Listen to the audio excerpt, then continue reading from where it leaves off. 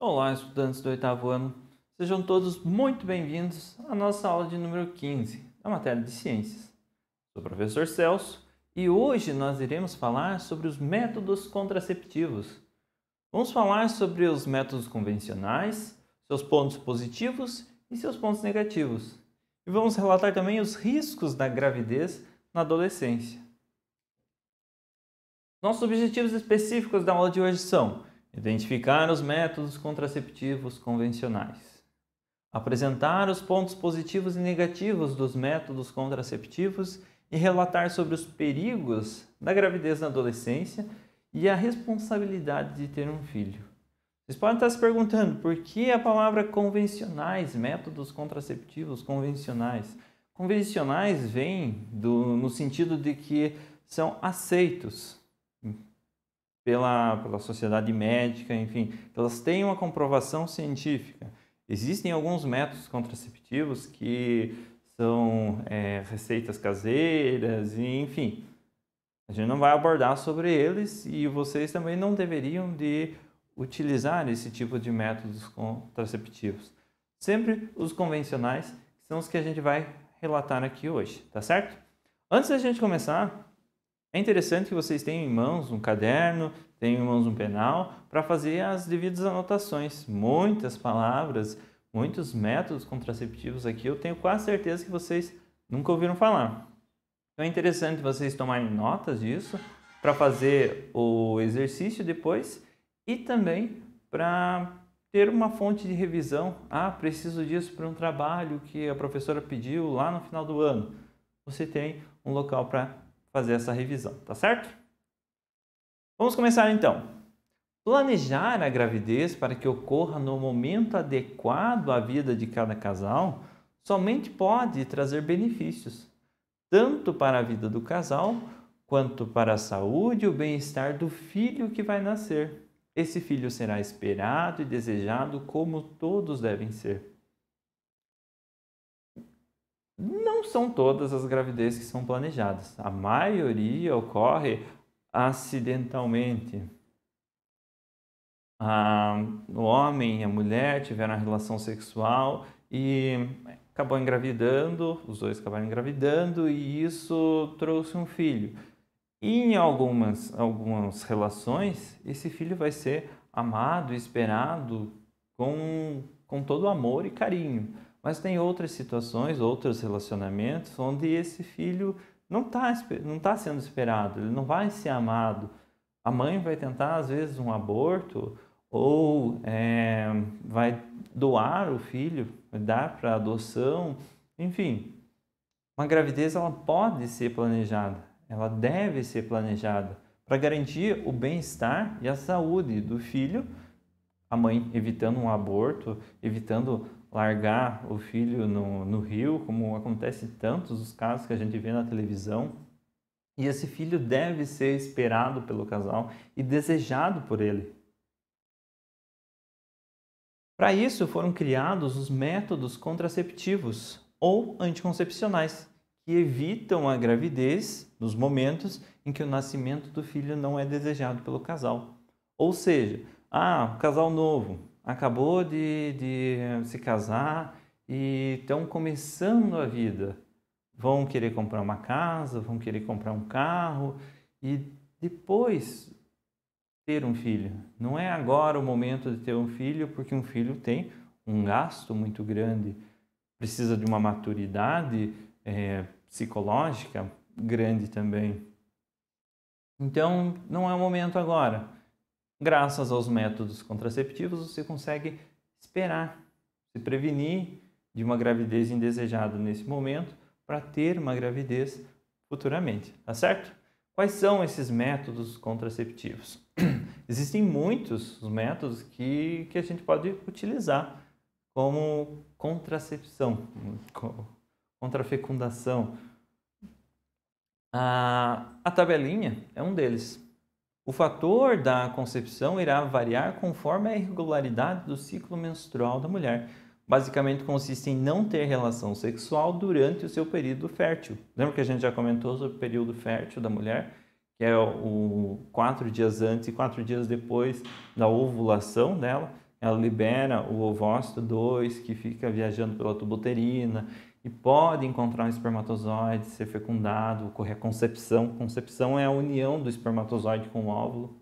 Ocorrendo essa concepção, vai dar origem a um zigoto que vai se tornar um feto, se desenvolver no bebê, tá certo? Então a tabelinha, ela consiste em você não ter a relação sexual no seu período fértil.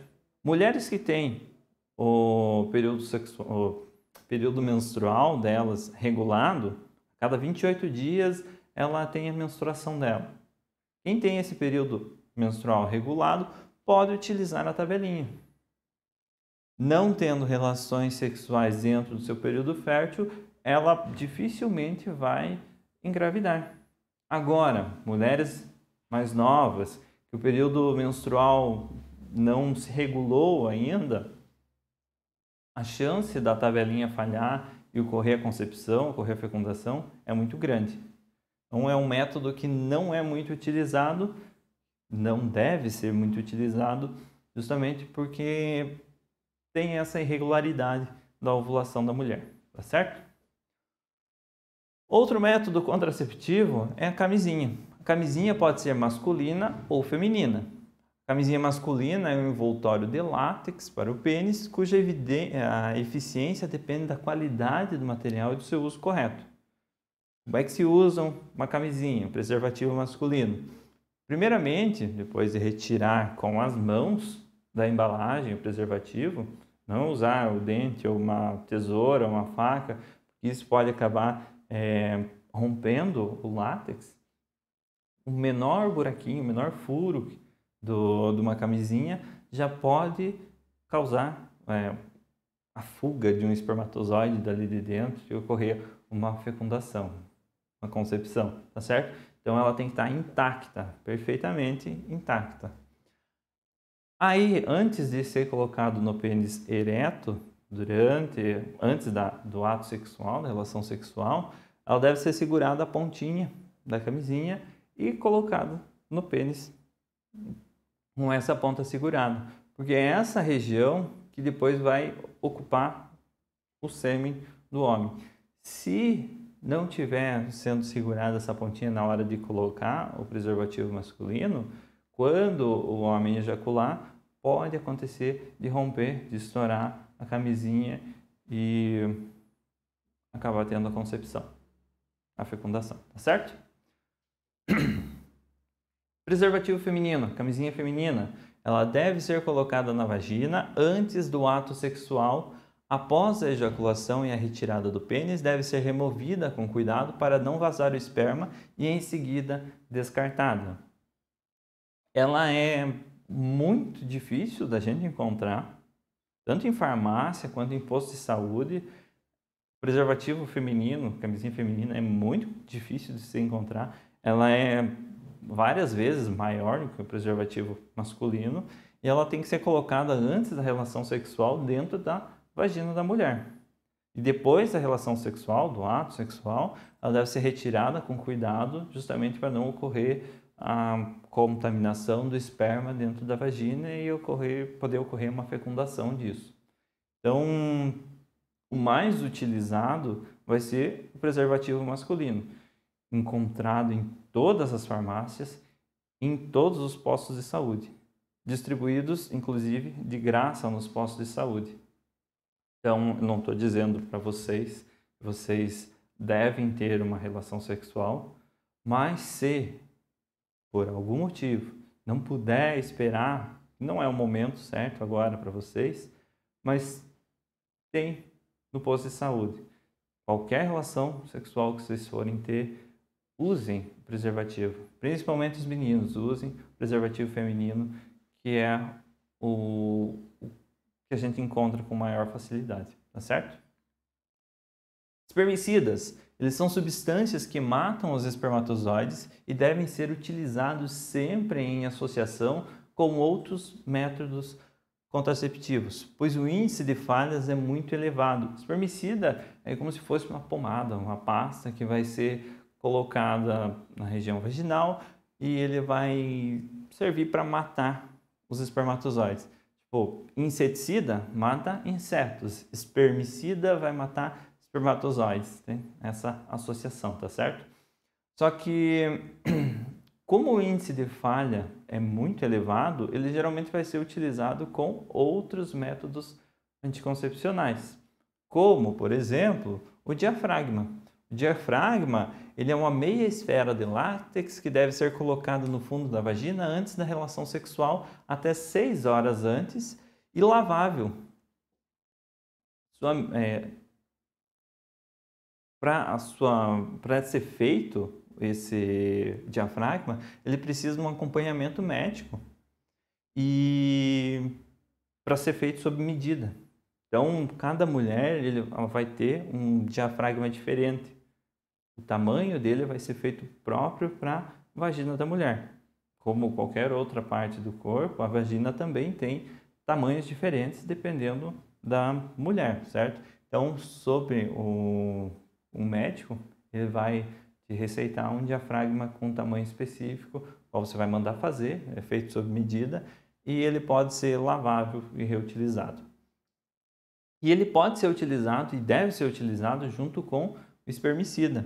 O espermicida vai ser colocado no diafragma justamente para matar os espermatozoides. Ele vai funcionar como uma barreira de proteção, como um escudo, para os espermatozoides não entrarem no útero. Eles vão estar na vagina, mas eles não vão entrar no útero. E tendo o espermicida ali colocado no diafragma, vai facilitar, ou melhor, vai melhorar a eficiência de matar os espermatozoides e impedir a concepção. Pílulas anticoncepcionais são comprimidos que contêm hormônios femininos e existem vários tipos e somente o médico pode determinar o melhor tipo para cada mulher. Assim, as pílulas, além das pílulas, existem anticoncepcionais injetáveis, implantes subcutâneos e os adesivos de pele.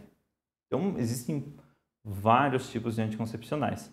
Os anticoncepcionais, eles servem para impedir a ovulação da mulher, a liberação do óvulo. Se ele for liberado, ele vai degenerar, ele vai ser destruído. Então, os anticoncepcionais, eles podem ser comprimidos. Os mais comuns são comprimidos. Existem anticoncepcionais injetáveis, que são de injeções, agulhas. Esses já têm uma duração maior. Esses injetáveis, 3 meses, 6 meses. Você toma uma injeção e está protegida com o anticoncepcional por esse período de tempo.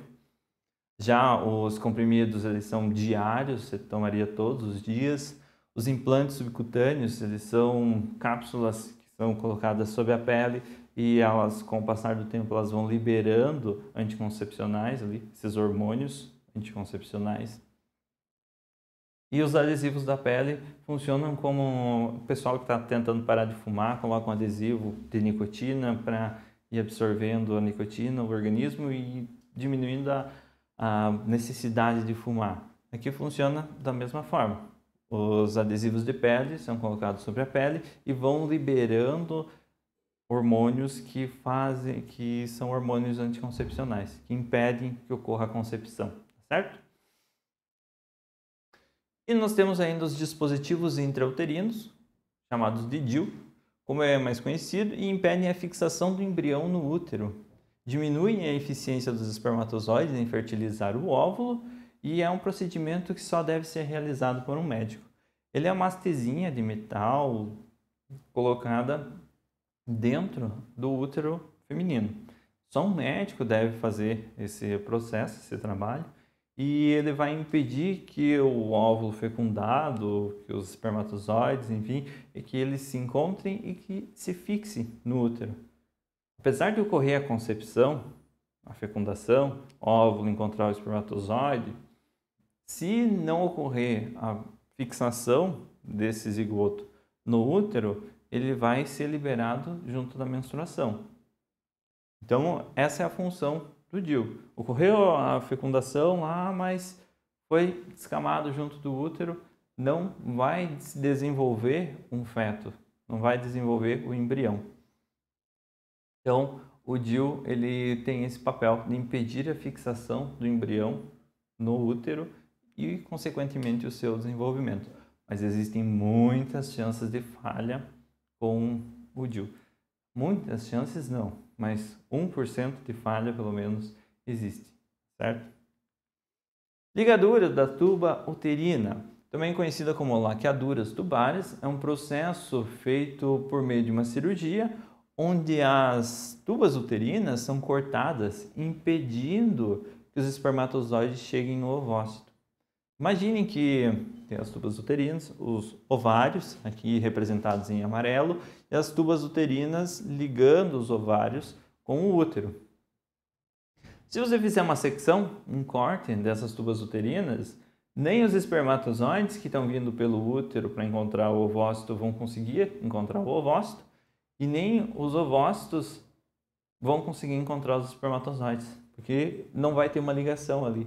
Então, a laqueadura tubária, ela geralmente é um processo irreversível. Uma vez que você fez, você não pode voltar atrás. Vasectomia é um procedimento em que os ductos deferentes são cortados.